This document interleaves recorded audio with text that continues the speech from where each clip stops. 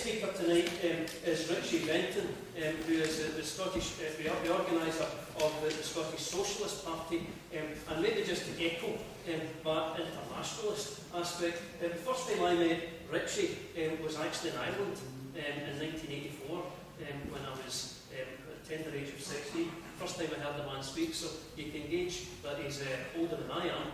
And it was actually as a delegate from the Scottish Labour Party Young Socialists to the summer camp of the Irish Labour Party, and I can never get this right, Labour Youth, as it used to be called. Irish accent isn't what it should be. And I was particularly impressed by Richie at that time because as an Irishman, he was actually a political organiser in Merseyside at the time, and some of you will remember way back to the mid-1990s and the fight that Liverpool City Council waged against the Thatcher government. Richie has been around for a long time. He's a political veteran and has built up a great deal of insight in terms of the strategy that working people often have to adopt against the strategies that are pinned against them, big business, the Tories and their allies. So without any further ado, I'll pass over to Richie, who I understand is unusually going to use the microphone. He's got, as we might say, a fair frapple, because he's been doing a lot of speaking up and down the country. So if I can introduce Richie Venton, thank you.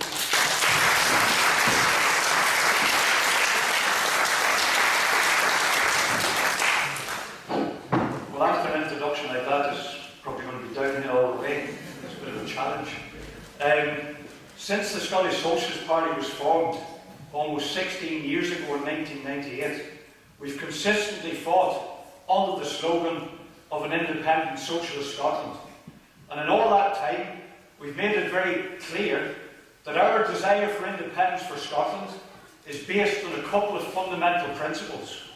One is a democratic one, and one is the interests of the working class being advanced through that measure.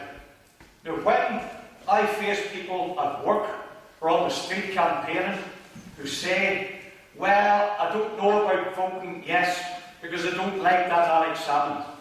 If the number of times I've had that encounter turned into a penny an hour, I would easily double my somewhat modest hourly rate of pay on a very rapid basis during this campaign.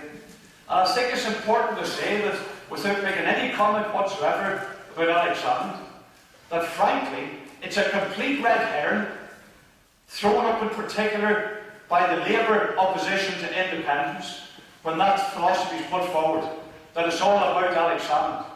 Voting yes does not make you a fan of Alex Salmond. It doesn't make you a devotee of permanent SNP government. It does not make you a nationalist unless you choose to be one. It makes you a Democrat. A Democrat who believes that the Scottish people as a nation in our own right should have the right to decide the government of Scotland and not have governments foisted upon us by the swing voters of the middle class, so-called Middle England, which is what happened.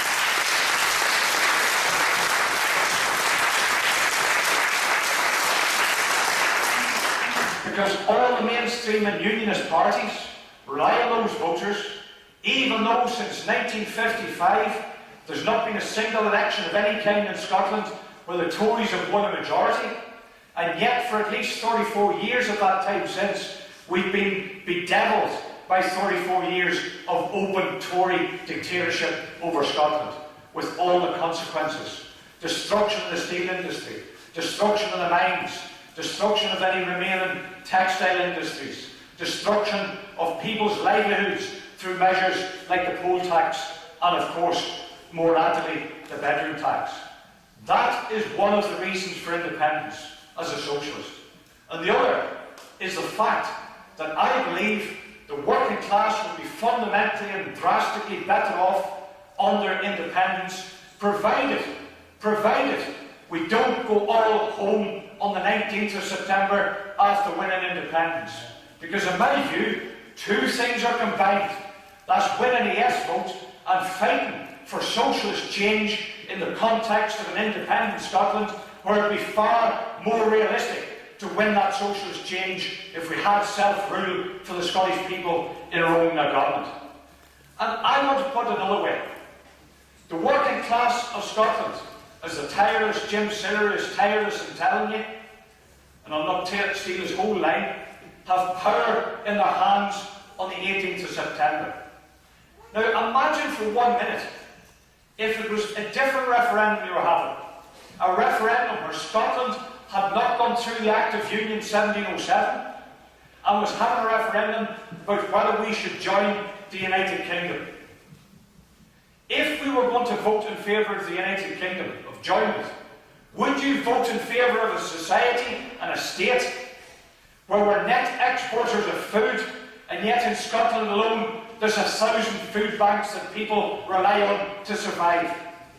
Would you vote to join a United Kingdom where the programme this week, for example, showed breadline kids the criminal examples of agony for families, where, for instance, the man had to give up his job because his daughter was diagnosed with leukemia, his young teenage daughter, as a result of which he then ended up on benefits, and the benefits were constantly late, and he had to rely on food banks to feed himself and his son and daughter. Or the mother who expressed how she had pride, but despite that was occasionally forced to rely on food banks because she's on 0-hour contracts as a job and cannot tell from 1 week to the next what income she'll get as a result of her wages. That is a condemnation of a society, which means we would never vote to join such a United Kingdom. A United Kingdom where last week's Sunday Times Rich List pronounced 16% of an increase in the wealth of the richest 1,000 people in Britain, to a grand total of just short of £520 billion between 1,000 of them. And bringing it closer to home, the richest 10 people, they wouldn't even fill up the front row, the richest 10 people in Scotland have nearly half the wealth of the entire Scottish Government budget as a result of the class divide in this society. Would you vote to join that? Well, if you wouldn't, why in hell would you vote to remain a part of it, which is actually what's an offer?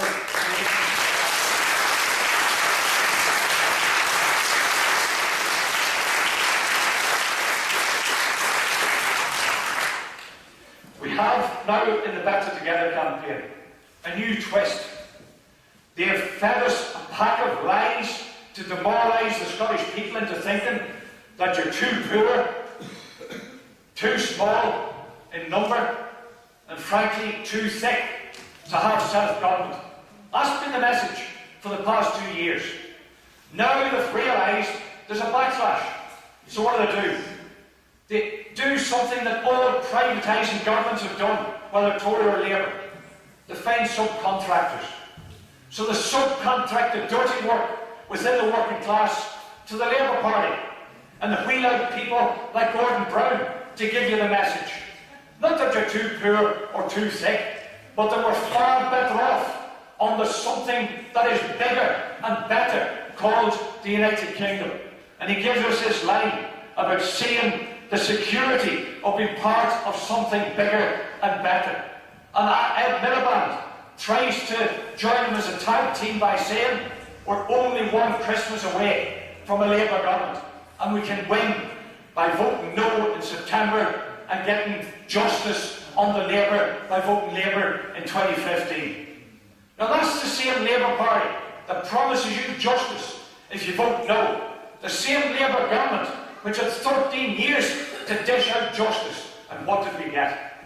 We got a society where 40% of all the new wealth from 1999 to 2009 was grabbed by 10%, the richest 10%. All those years were under Labour. We have a society where Oxfam announced the greatest level of inequality since Victorian times, 1886. That was Labour justice for you in the past when they were in power for 13 years.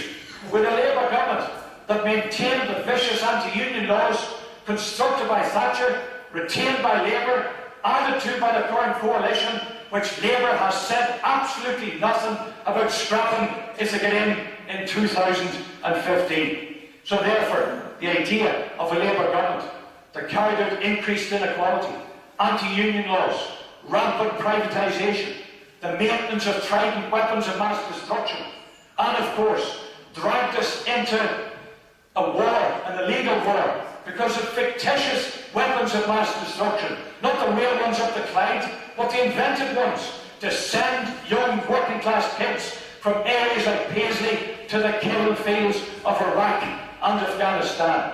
That's Labour in action, and that's what you face if you vote no and rely on justice through Labour in 2015. And that, of course, is on the rather wild assumption that you get a Labour government in 2015. Because if there's any need to be reminded why we need to win independence, you only need to look at recent events. The fact that the Tories are ahead in the polls in recent times, or even more concretely the threat, where UKIP was the biggest party in England in the European elections. And if their scary, vicious, xenophobic racism isn't enough to vote against, ponder a minute some of their economic policies aimed at you, working class people. They want to scrap the guaranteed 28 days paid holiday that had been won by my predecessors in the trade union movement. They want to cut maternity pay for women by 50%. They want a flat rate tax on income, regardless of whether you're a millionaire or one of the millions who are struggling to survive on the pathetic minimum wage or zero-hour contracts.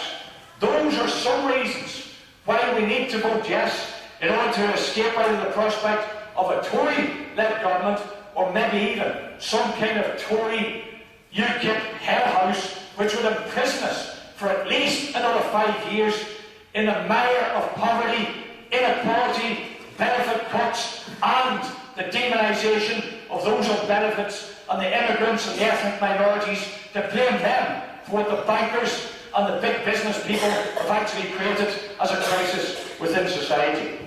I think it's clear, for those reasons alone, why we need to vote for independence. But Labour then turns out the line that if you vote no, you've got the best of both worlds. You've got a strong Scottish Parliament and a powerful influence in Westminster, the big grow-up Parliament, not the one that gets pocket money, the parental guidance Parliament in Hollywood, where you allow the kids to watch. That is the line from Labour in particular, but let's examine it. Devolution of any form, including the one being hinted at by the unionist parties at the minute, would still mean they have no power to increase the national minimum wage to a decent level. The Scottish Socialist Party condemns out of hand the £6.31 as slave labour, not a minimum wage of any worth.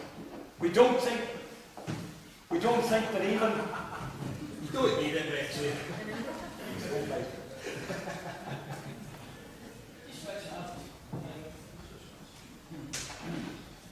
Wait. Whilst it would be a step forward, where's the electrician's union, for God's sake?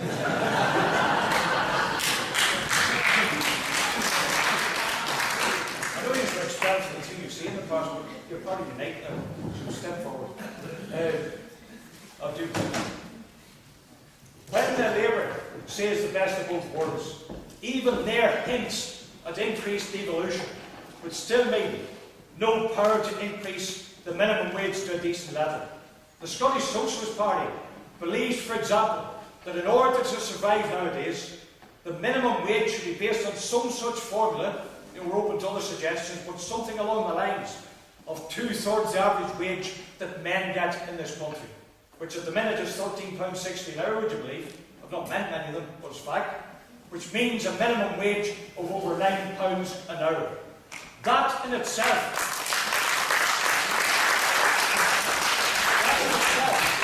might not be a king's ransom, but it would certainly be a transformation of the lives of ordinary people who cannot survive on wages today. We also point out devolution wouldn't give any government the power to abolish the anti-union laws.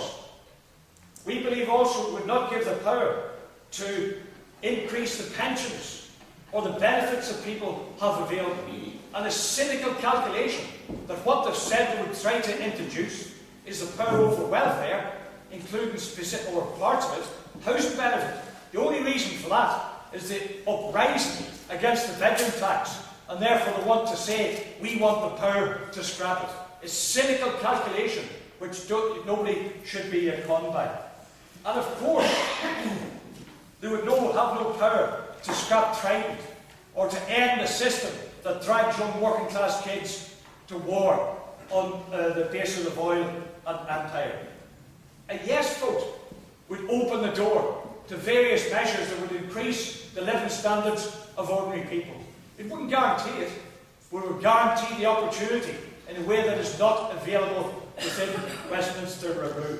Because for a start off, it would be the best means of escaping Tory dictatorship and possibly a UKIP coalition with them. But above all, it would be the opportunity to banish forever the Thatcherite dog-eat-dog ideology that besets all of the mainstream parties, all of those who are against independence actually. It would give you the opportunity to apply the principles of equality, of justice, of solidarity between people, the principles of socialism, the principles of democracy, the principles of equalising the use of the wealth that this country has. We live in what's officially been declared the 14th richest nation on the globe, Scotland, and yet it's the 4th most unequal. And one of the many reasons it's unequal is that working class people have been cowed and browbeaten and intimidated by Tory but also Labour governments into a position where they've not had the same powers in the past to counter that and improve their standards. For example, when Labour tells you that voting independence is breaking the unity and solidarity of the working class, there's a simple answer to that. It was a Labour government, or successive Labour governments, that banned the solidarity of the working class by outlawing so-called secondary industrial action, banning one railway worker on the same line, doing the same job, but employed by a different company, from taking action together to stop victimisation or pay cuts or job losses. That's solidarity for you from Labour. It's entirely bogus, dreamt up to confuse working class people into voting no to the continuation of the ban on solidarity strike action, for example, when workers feel they have to resort to that kind of measure. And we in Scotland, an independent Scotland, the Scottish Socialist Party has never gone away. We might have had a little local difficulty for a couple of years, but we've never gone away, and we've absolutely no intention of going away. We will be there on the 19th of September and onwards, just as much as we are shoulder to shoulder with people on the likes of this platform fighting for independence. We will therefore campaign for measures in independence that hit the nail when it comes to the conditions of working class families. For a £9 minimum wage in today's figures at least. For workplace rights, the right to be in a union without victimisation, the right to organise, the right to have facilities to organise, the right to take action without being victimised, the right to take solidarity action with each other to speed up the process of improving your conditions. And ultimately, not just a couple of token workers, directors on the board, but our ultimate aim would be elected trade union representatives, subject to election and recall, making up the majority on the boards of management of services and big industries that then, in turn, should, in many cases, be taken into public ownership. We congratulate the SNP on promising to take Royal Mail back into public ownership, something we've fought for as well. But we think we should go far further than that. Why not also under independence? Take the energy companies into public ownership and stop them ripping the profit out of you.